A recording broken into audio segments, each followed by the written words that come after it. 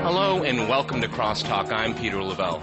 Unsettling settlements. Israel is again building settlements for Jews only in the occupied West Bank, putting any kind of peace process with the Palestinians in serious doubt. Is this round of negotiations a dead letter? If so, what could be the consequences?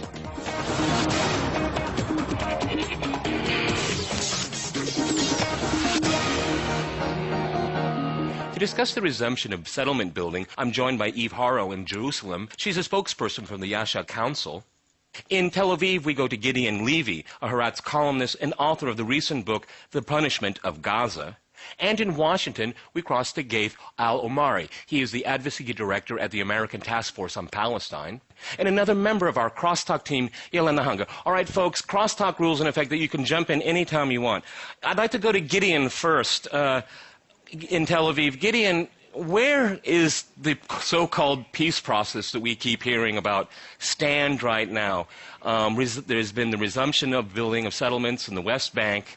The Palestinians are hesitating, and it looks like they may walk away from these talks. So where do we go from there? We don't go anywhere, unfortunately. We are totally stuck.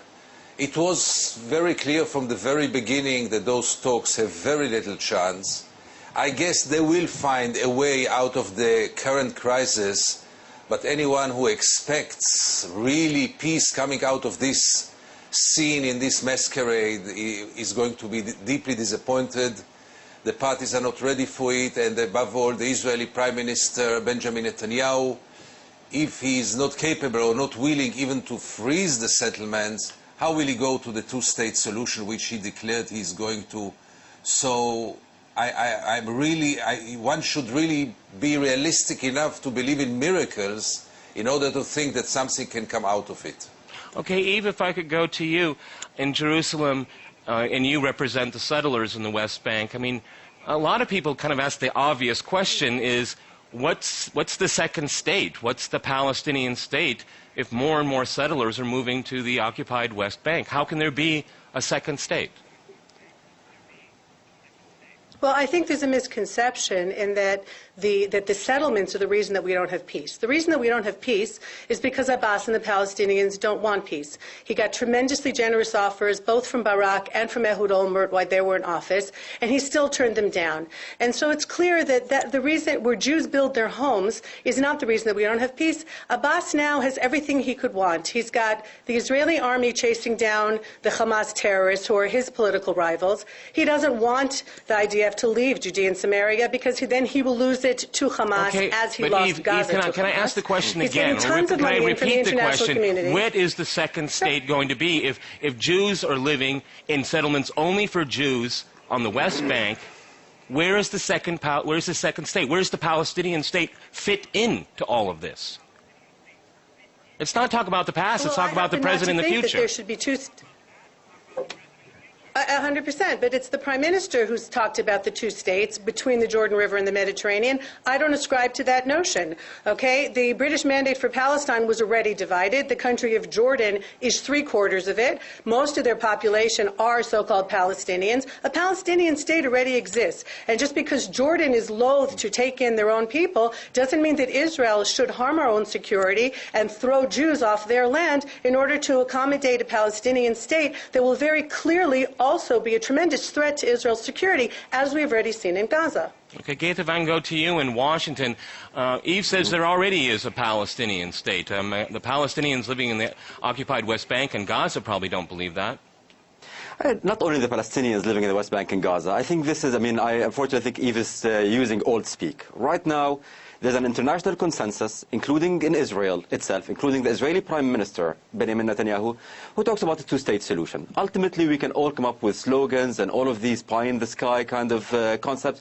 The reality is, if there's a no two-state solution in the region, in historic Palestine, then what we're going to see is continuation of conflict, continuation of not only localized conflict, but possibly regional conflict. And I would actually beg to differ with Eve on a major point. Abbas doesn't have what he wants. At the end of the day, if there is no Palestinian state, there is no realization of the Palestinian national aspirations. In terms of security, it's not the IDF who is dealing with security in the West Bank. It is the newly constituted Palestinian security forces. And it's very interesting that after the terrorist attacks that happened in Hebron a few weeks ago, the IDF itself, the IDF regional commander, has actually stepped back from the region and allowed the Palestinian security forces to move on. Ultimately, we can sit here and talk about all of these ideas and all of this finger pointing, all of this blame. And where is this going to lead us? This is going to lead us to more conflict and more violence. There's one way to end this, and one way only, a negotiated two-state solution between the two parties. And I actually would disagree with Gideon here a little bit, or have a different take. And I would say I do have hope that this is going to move forward. We have an Israeli Prime Minister who expressed desire towards progress. We have an American President who is very willing. And we have a Palestinian President with whom I worked in the past, who I know is very deeply committed to this. Excuse me, but Go ahead, Eve. But you also disingenuously skipped the point. No, you've also completely not related to my point that apparently the leadership of the Palestinian Authority, be it Arafat on, have many times been offered supposedly what they want and haven't accepted it.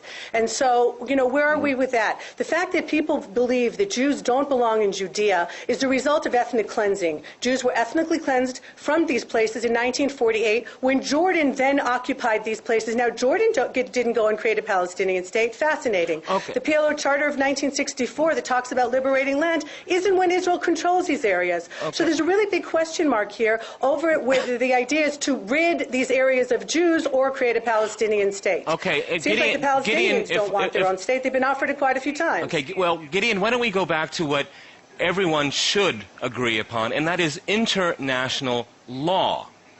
Okay, everybody can say their interpretation of history, where Jews belong, where they don't belong, where they might belong.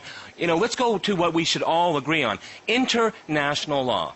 Resolution 242. Now, that should be a reference point for everyone in these negotiations, but it seems not to be the case. No, it's not only about 242, it's about basic international law. But for people like Eve, the international law is nothing else but anti-Semitism.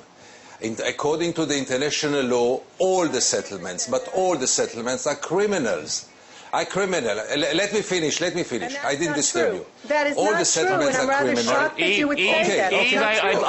Eve, you had your chance to speak. We're going to give Gideon his chance to speak. Gideon, continue. It's just continue.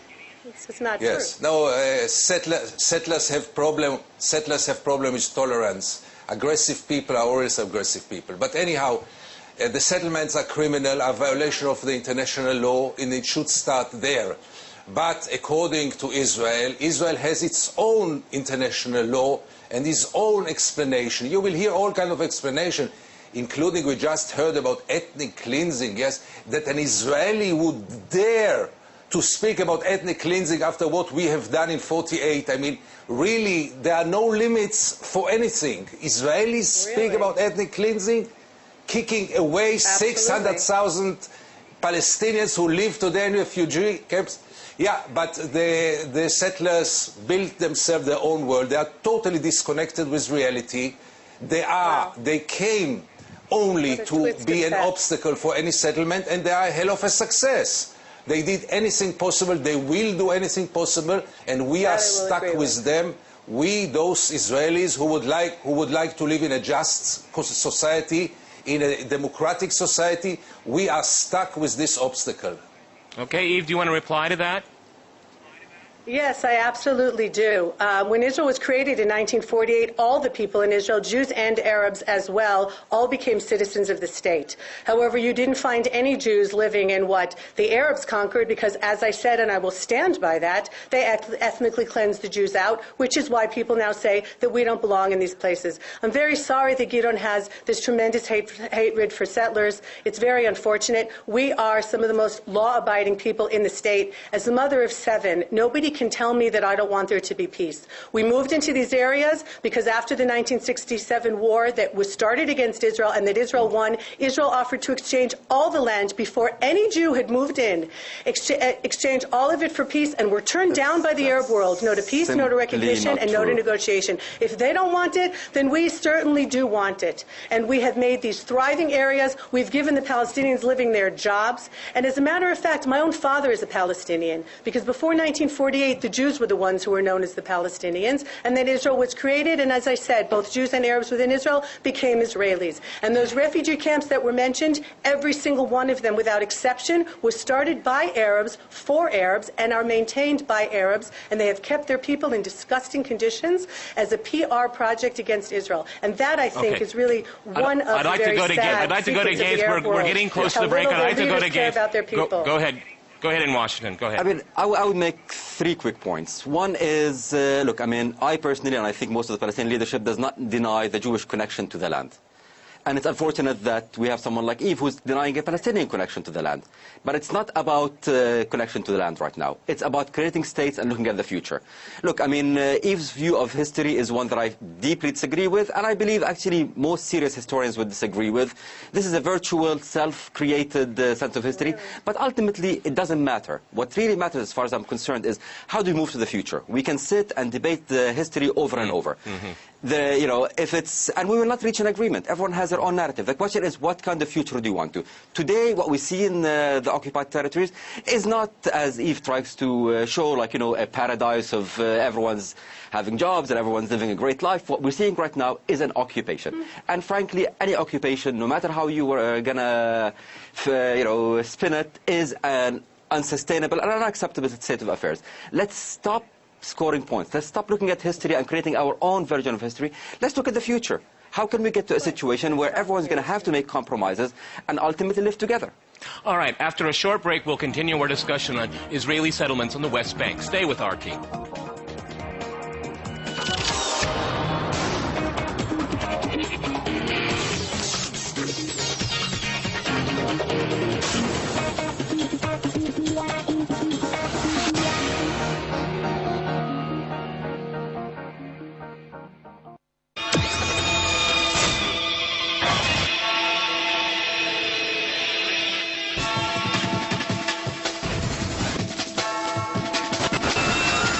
Showbiz values, entertainment values have infiltrated into news presentation.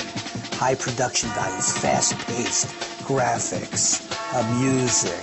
All of this is a way to try to focus people's attention by using techniques that are associated with entertainment. And now during this war, we had militainment, military entertainment.